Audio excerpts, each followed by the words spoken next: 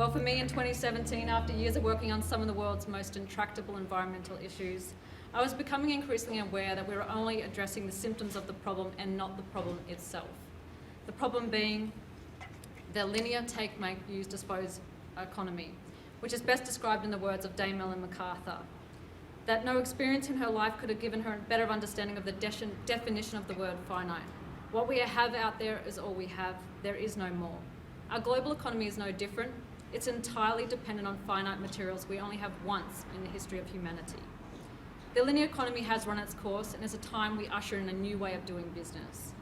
The circular economy is an economic performance-based model that is reliant on systems-wide innovation to decouple our growth from the consumption of finite resources, transitioning our energy over to renewables, and designing waste and pollution out of the system.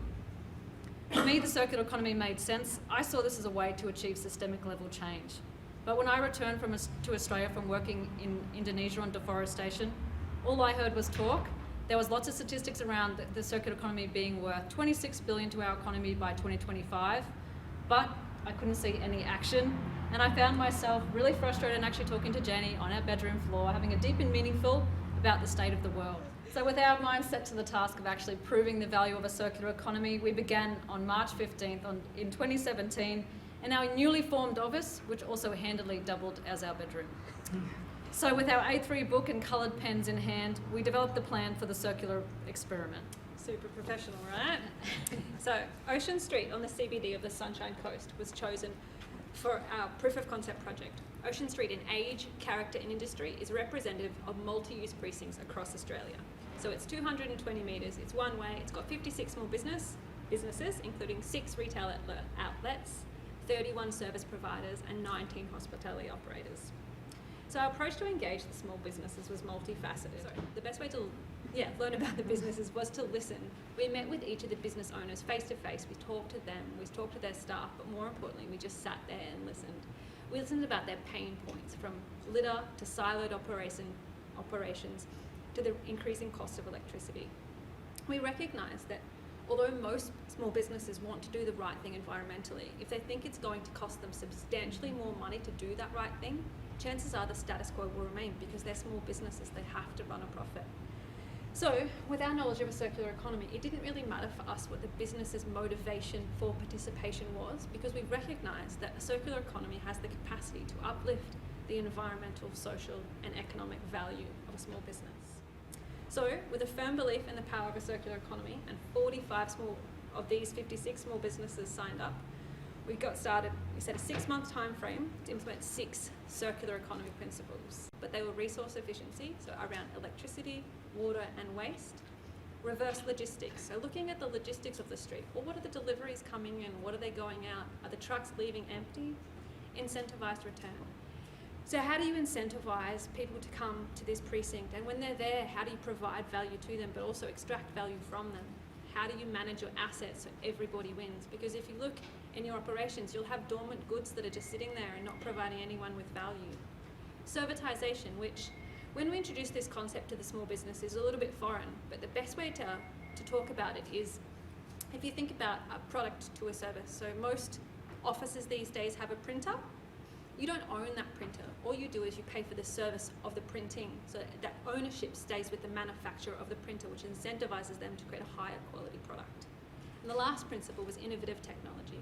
So how can technology be the conduit for actually creating circular economies and sort of promoting this to the wider audience? So Ocean Street had 9 retailers that sold coffee, which actually produced 500 kilograms of coffee grounds per week. So we firstly mapped the industries that actually could take the coffee grounds, because it is a really valuable resource. And we identified a local farmer who actually grew microherbs and flowers and was already delivering to these restaurants on the street. So we got secondhand plasterers buckets, we put them into the participating retailers, and the farmer collected them on her weekly run every Tuesday, diverted it back, got rid of her chemical fertilizers, and is now saving a lot of money from not using those fertilizers, and it's also increasing her crop's yields because coffee grounds are really rich in nitrogen. So, and this was a big win-win for reducing waste for the businesses, which is now obviously with the levy, they're going to continuing to save more money. So we worked with the local farmer again, who was the one delivering those microherbs and flowers, and she had chosen to do this in biodegradable packaging. But biodegradable packaging without a landfill that manages its methane is actually worse.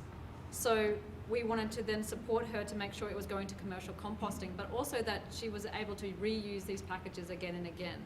So she, with her retailer, she partnered with them. When they collected 10, they would get a free punnet of microherbs and flowers, and she would take them back and re-sanitize, and until they were no longer fitting or could hold the product integrity, then they would go on to commercial composting. This saved her a huge amount on her packaging costs, because biodegradable currently is still more expensive than conventional plastic.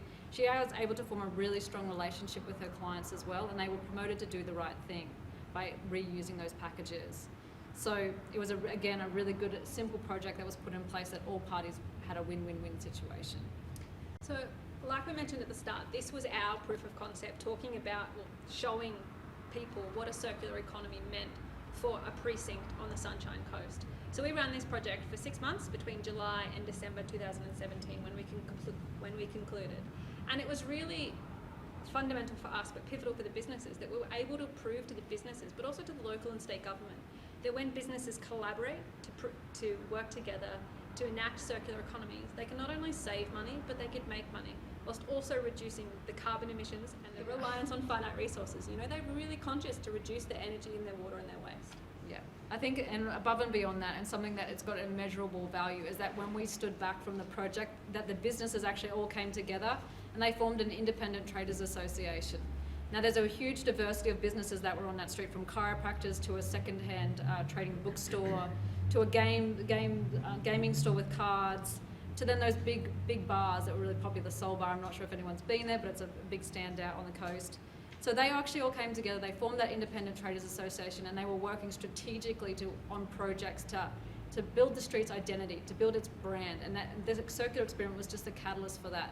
And I think the one thing that we want to share is that collaboration is essential in a circular economy, and it's how that street is now progressing going forward. So.